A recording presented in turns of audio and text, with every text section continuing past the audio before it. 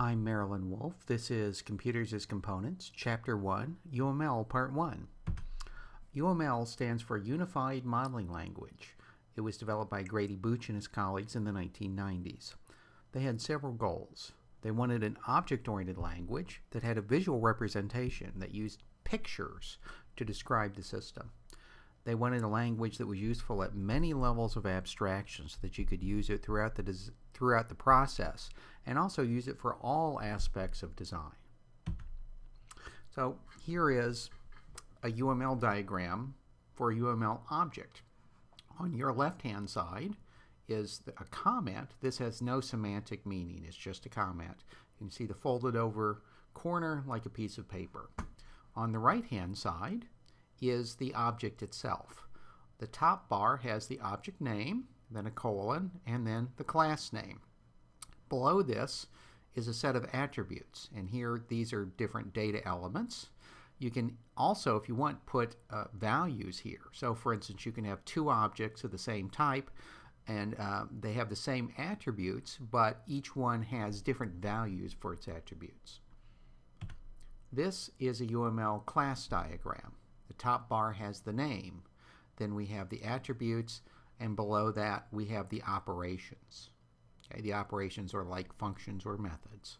So every object of this class has these attributes and these operations.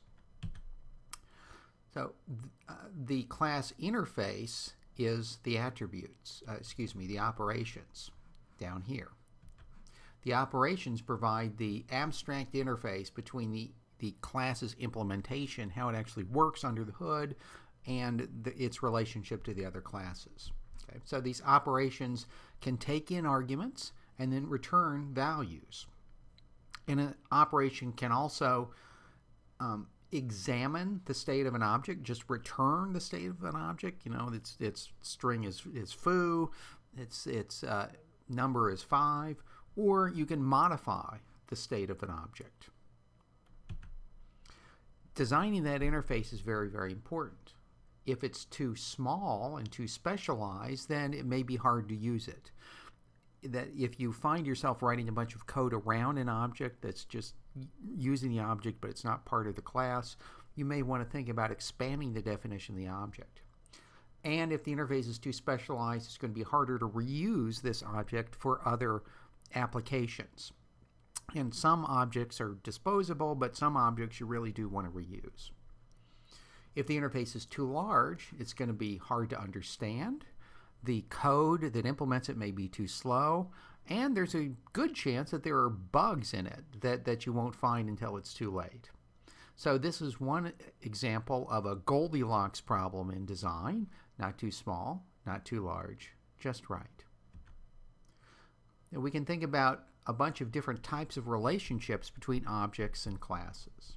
So an association is a set of objects that communicate with each other, but one does not own the other.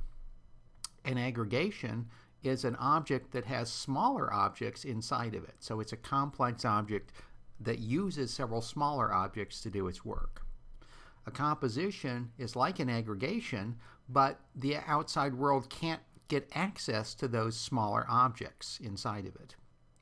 And a generalization is a relationship between classes. So you define one class in terms of another. We also talk about class derivation.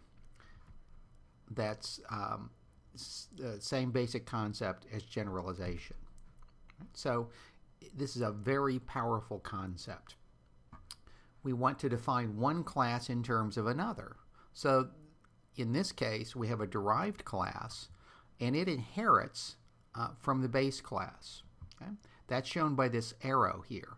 UML has many different types of arrows. This arrowhead is triangular and it's open. So that means that the derived class inherits from the base class. So the derived class includes everything from the base class, and it adds some new things. Okay? It's a superset. It's not possible to derive but exclude something from the base class. It has to take everything and then add to it.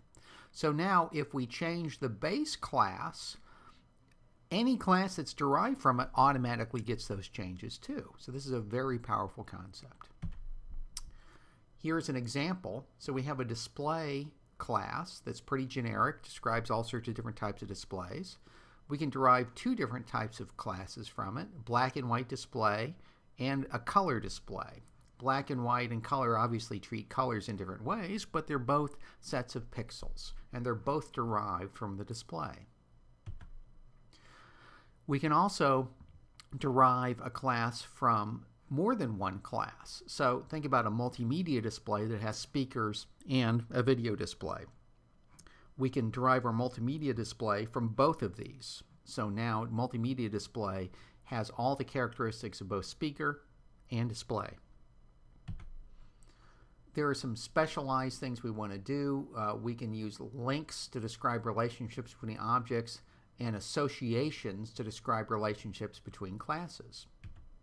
So here's an example of a link. We have a message set, which is a bunch of messages. Okay? We have links from the message set to the particular messages. So here's message 1, here's message 2, and the message set keeps track of how many messages it has, in this case 2. The diagram shows the messages that are in this message set. If we had two message sets in the system, they'd each be associated, have links with their own messages. An association is a relationship between classes. So here's the class message set, here's the class message, and here is the association drawing. The line ends in a circle that's open. It's not filled in. So this means contains. The message set contains messages. How many? Well, one message set, as we see on the side closest to the message set class, has 0 to an unlimited number of messages inside it. Right? If a message set could have 0, 1, or 2 messages in it, we could put over by the message 0, 1, 2, or 0, 2. In this case, we can have 0 or more messages. A stereotype is something you'll see occasionally. We'll run into it later. It's a recurring combination of elements in an object or a class. So it's sort of like a macro. And this is the notation for it. We put the name in these double pointy brackets. So, in summary, UML is a system design language that's transportable. It's supposed to be used for all sorts of aspects of a system design. We talked about classes and objects, and we talked about inheritance, links, and associations.